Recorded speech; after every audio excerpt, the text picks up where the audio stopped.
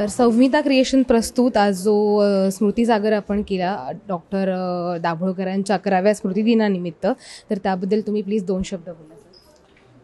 हा कार्यक्रम म्हणजे गोळ्या घालून तुम्ही विचार संपवू शकत नाहीत याचं एक मूर्तिमंत उदाहरण होतं.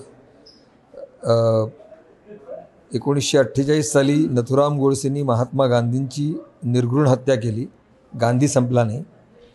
तसंच 10 वर्षापूर्वी डॉक्टर नरेंद्र दाभोळकर यांची पाठीमागून येऊन गोळ्या झाडून हत्या करण्यात आली. परंतु दाभोळकरांचे विचार संपलेले नाहीत.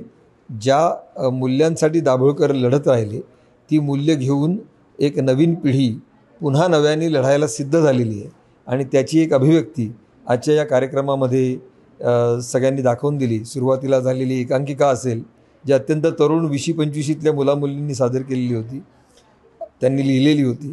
अतिशय सुंदर सादरीकरण होतं त्या विचारांचं. त्या पाठोपाठ आशिष पात्रे यांनी लिहिलेल्या जुलूस या एकांकिकेचं अभिवाचन जे झालं, हास्यजत्रेमधल्या सर्व प्रतितयश लोकप्रिय कलाकारांनी ते सादर केलं.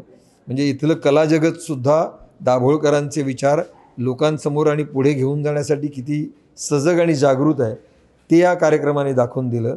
त्या पाठोपाठ दीपक राजाध्यक्ष यांनी निरंजन टकले यांचा जो काही इंटरव्ह्यू मुलाखत त्यांची केली आणि त्यांनी एकूण सत्याच्या शोधासाठी आणि विवेकाचा मार्ग समोर ठेवून त्यांनी केलेली पत्रकारितेचा प्रवास या निमित्ताने उलगडला गेला.